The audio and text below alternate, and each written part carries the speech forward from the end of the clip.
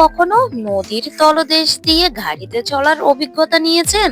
বন্দর নগরী চট্টগ্রামে এমন একটি টানেল আছে যা বদলে দিচ্ছে বাংলাদেশের যোগাযোগ ব্যবস্থাকে। দক্ষিণ এশিয়ার প্রথম নদীর তলদেশ দিয়ে পিচঢালা পথ ভাবা যায়। আমরা এখন পদ্মা সেতুর উপর আরো এক নতুন অবিশ্বাস্য মাইল ফলকের সামনে দাঁড়িয়ে আছি। চট্টগ্রামের পতেঙ্গা থেকে আনোয়ারা, মাঝখানে বয়ে চলছে খরস্রোতা কর্ণফুলী, আর তার 18 থেকে 31 মিটার নিচে আমরা গাড়ি দিয়ে স্বপ্নের পথে।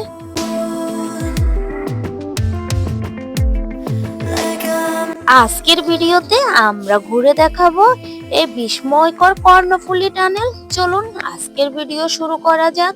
হ্যালো এভরিওয়ান, আসসালামু আলাইকুম। আপনারা সবাই কেমন আছেন? আমি আলহামদুলিল্লাহ আল্লাহর রহমতে ভালো আছি। আমার নতুন ব্লগে আপনাদের স্বাগতম। আমার আজকের ব্লগে থাকবে কর্ণফুলী টানেলের কিছু বাস্তব চিত্র।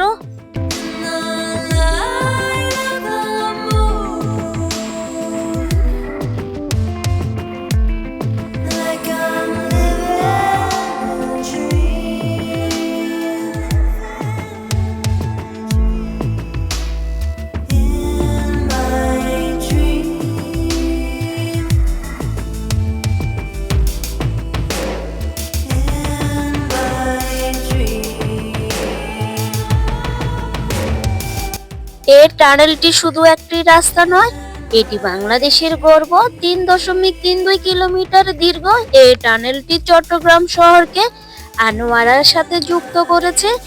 এটিকে বলা হচ্ছে ওয়ান সিটি টু ডাউন মডেলের স্বপ্ন পূরণ, অর্থাৎ নদীর এক পাশে মূল শহর আর অন্য পাশে গড়ে উঠেছে ঠিক হংকং বা সাংহাইয়ের মতো আধুনিক একটি শহর।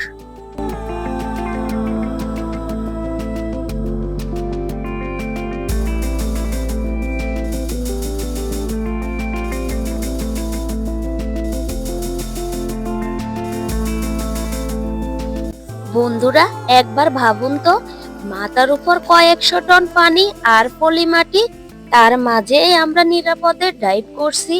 এই টানেলের দুটি টিউব রয়েছে এবং প্রতিটি টিউবে 2টি লেন করে। এটি নির্মাণে ব্যবহৃত হয়েছে বিশ্বের সবচেয়ে আধুনিক প্রযুক্তি। প্রায় 10,000 কোটি টাকারও বেশি ব্যয়ে নির্মিত এই প্রকল্পটি কাজ শুরু হয়েছিল 2019 সালে। এর ডিজাইন এমন ভাবে করা হয়েছে যেন ভূমিকম্প বা বড় কোনো প্রাকৃতিক দুর্যোগেও এটি অটল থাকে।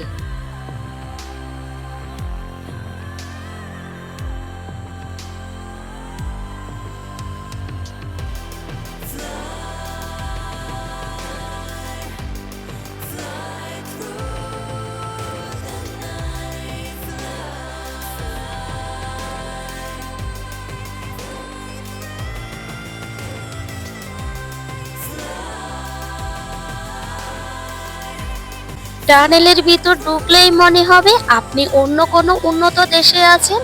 এখানে প্রতিটি মুহূর্ত সিসি ক্যামেরা দ্বারা মনিটরিং করা হচ্ছে সবকিছু। তবে মনে রাখবেন, টানেলের ভিতর গাড়ি থামানো বা নেমে ছবি তোলা কঠোরভাবে নিষিদ্ধ। এখানে গাড়ির গতিসীমা নির্দিষ্ট করা থাকে।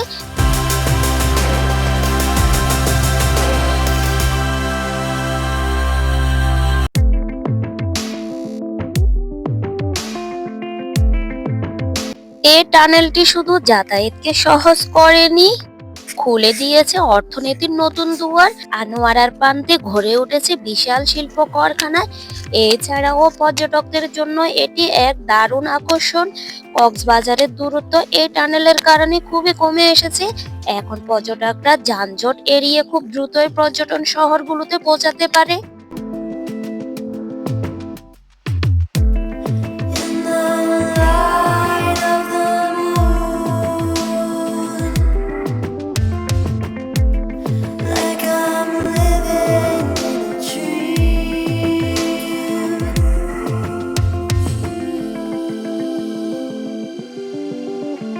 লাল সবুজের এই দেশে এক একটি মেগা প্রজেক্ট যেন বাংলাদেশের সক্ষমতার গল্প বলছে। কর্ণফুলী টানেল কেবল একটি অবকাঠামো নয়, এটি আমাদের সাহসের প্রতীক।